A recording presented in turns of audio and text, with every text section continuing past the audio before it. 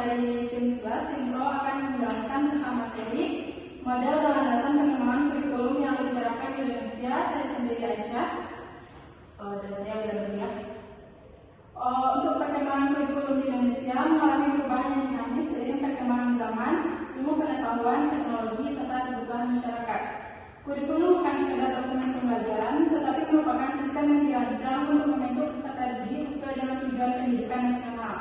Pengembangan kurikulum memiliki landasan filosofis, psikologis, sosialis, historis, dan iptek yang semuanya harus diperhatikan agar kurikulum relevan, fleksibel, berkesinambungan, efektif, dan efisien.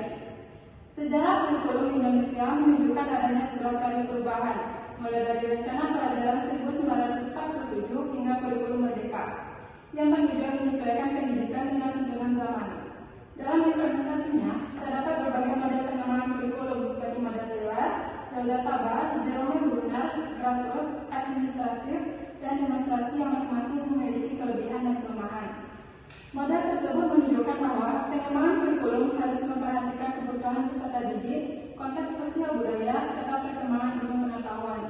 Dengan demikian, kurikulum di Indonesia tidak bersifat statis, melainkan terus berevolusi agar mampu menghasilkan peserta didik yang berkarakter, kompeten, dan siap menghadapi tantangan global. Izin bertanya, kami di sini ingin mengajukan pertanyaan yaitu mengenai bagaimana pengembangan kurikulum di Indonesia bisa tetap relevan dengan kebutuhan siswa, tetapi seluruh peraturan untuk pengembangan kurikulum itu sudah ditentukan oleh pemerintah. Terima kasih. Baik, kurikulum di Indonesia umumnya ditentukan oleh pemerintah pusat, sehingga kadang terasa kurang fleksibel. Namun ada beberapa cara agar kurikulum tetap relevan dengan kebutuhan siswa meskipun arah besarnya ditentukan pemerintah. Yang pertama ada kontekstualisasi di tingkat sekolah dan guru. Contohnya di daerah pesisir metode IPA bisa dikaitkan dengan ekosistem laut atau perikanan. Yang kedua ada implementasi diferensiasi pembelajaran. Contohnya guru bisa menyesuaikan gaya mengajar dengan karakter, minat, dan kemampuan siswa. Yang kedua ada hal itu sejalan dengan prinsip kurikulum merdeka yang memberikan ruang proyek dan penulisan konten. Dan yang ketiga yaitu peran komunitas sekolah dan masyarakat. Sekolah dapat melibatkan orang tua, dunia usaha, dan komunitas lokal dalam merancang kegiatan intrakurikuler maupun ekstrakurikuler yang relevan. Terima kasih.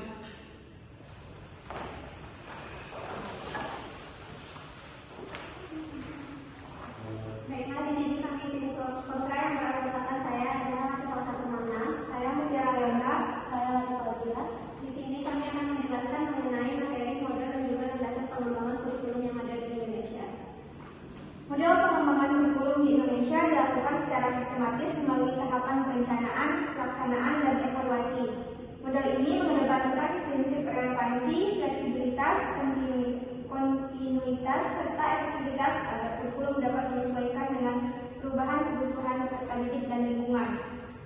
Model ini juga mengikuti kebijakan nasional sesuai standar pendidikan untuk menghasilkan kurikulum yang berkualitas dan mampu menjawab tantangan global dan lokal. Dengan demikian, landasan memberikan arah dasar, sedangkan model memberikan proses agar kurikulum dapat dikembangkan secara terstruktur dan berkelanjutan. Baik, selanjutnya landasan pengembangan kurikulum di Indonesia.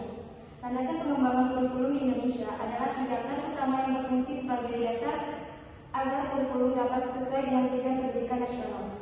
Landasan ini mencakup aspek filosofis yang berakar pada Pancasila sebagai pedoman hidup bangsa, psikologis yang memperhatikan teori belajar dan perkembangan peserta didik, sosiologis yang mempertimbangkan kondisi sosial dan budaya masyarakat, serta landasan ilmu pengetahuan dan teknologi yang menyesuaikan dengan kemajuan zaman. Landasan ini memastikan kurikulum relevan, adaptif, dan mampu membentukkan peserta didik sesuai dengan nilai-nilai nasional dan kebutuhan zaman. Bagaimana pendapat kalian ketika kurikulum 2013 dianggap kaku dan membatasi kebebasan guru? Apakah itu tidak menghambat pembelajaran